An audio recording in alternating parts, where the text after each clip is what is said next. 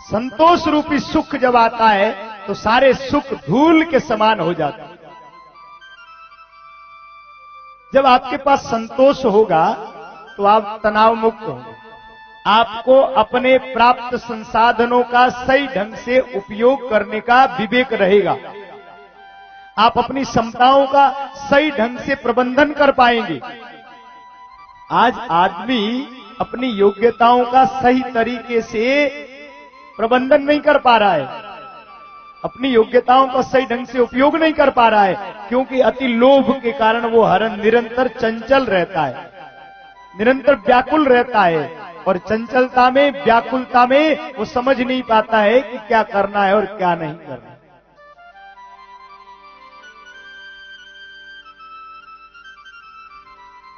अति लोभ के कारण आदमी मेहनत करता है, प्रयास करता है, लेकिन जिस दिशा में करना चाहिए उस दिशा में प्रयास नहीं करता। अति लोभ के कारण, संतोष नहीं होने के कारण क्या होगा कि किसी आदमी के घर में 11 बोरी अनाज पैदा हुआ, 11 बोरी अनाज पैदा हुआ और उसने हिसाब लगाया कि मेरे घर में प्रतिदिन 1 बोरी अनाज लगता है, 1 क्विंटल अनाज, और खेत में 11 क्विंटल अनाज पैदा हुआ है। सोचा कि 12वें महीने में तो सब लोग भूखा मर जाएंगे, 12वें महीने में जीवन यापन कैसे होगा।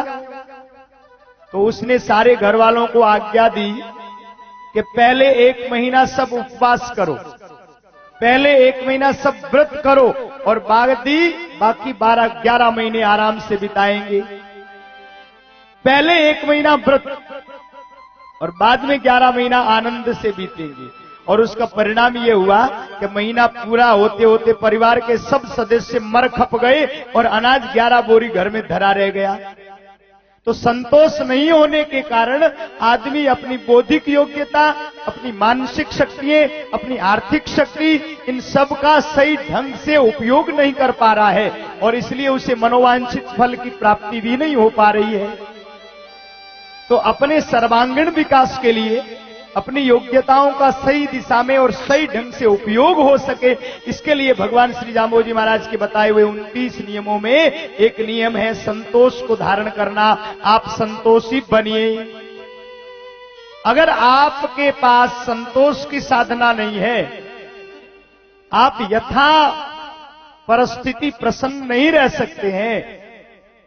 जैसी हालात है उसी हालात को भगवान की कृपा समझ करके अगर आप प्रसन्न नहीं रह सकते हैं तो सारी दुनिया की जमीन आपको दे दी जाए, सारी दुनिया का व्हीकल आपको दे दिया जाए, सारी दुनिया का धन एक आदमी को दे दिया जाए और सारी दुनिया की स्त्रियां एक आदमी को दे दी जाए, लेकिन जिस आदमी ने संतोष का अभ्यास नहीं किया है, जिस आदमी के पास सेटिस्फिकेशन नहीं है, वो आदमी सब दुनिया का धन प्राप्त करके भी सुखी नहीं रह सकता। सारी दुनिया का धन मिलेगा तो कहेगा स्वर्ग का धन मिले, स्वर्ग का मिलेगा तो बोलेगा ब्रह्मलोक का धन मिले। वासनाएं बढ़ती बढ़ती जाएगी, लेकिन जिसके पास संतोष है वो आदमी थोड़े में भी प्रसन्न रह सकता है। अगर आप सुखी रहना चाहते हैं, अगर आप प्रसन्न रहना चाहते हैं, आप हर समय शांत रहना चाहते हैं, प्रायः आज हर परिवार की और प्रत्येक व्यक्ति की स्थिति यह है कि वो अपने घरेलू कलह के कारण परेशान है। पति का स्वभाव चिड़चिड़ा है, बात बात में उलझने का, झगड़ने का है।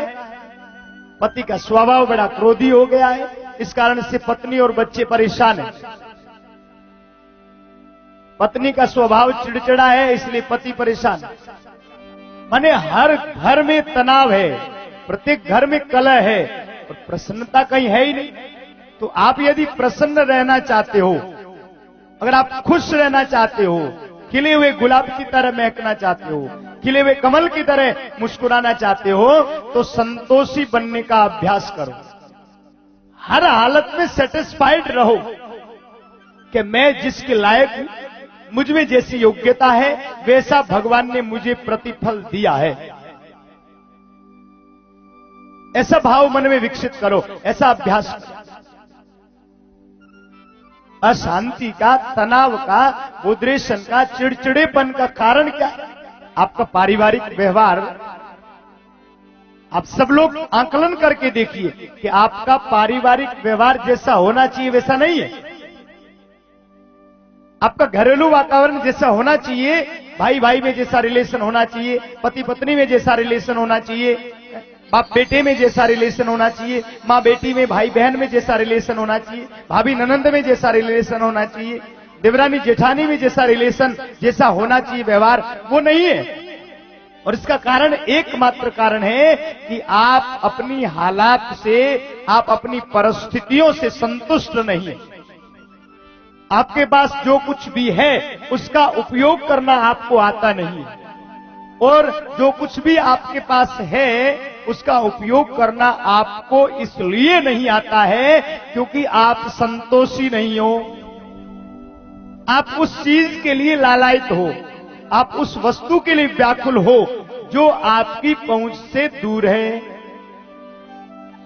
हर हालात में प्रसन्न रहते हुए, संतुष्ट रहते हुए जो वस्तु प्राप्त नहीं है उसको प्राप्ति का उद्योग करना चाहिए, उसके लिए परिश्रम करना चाहिए।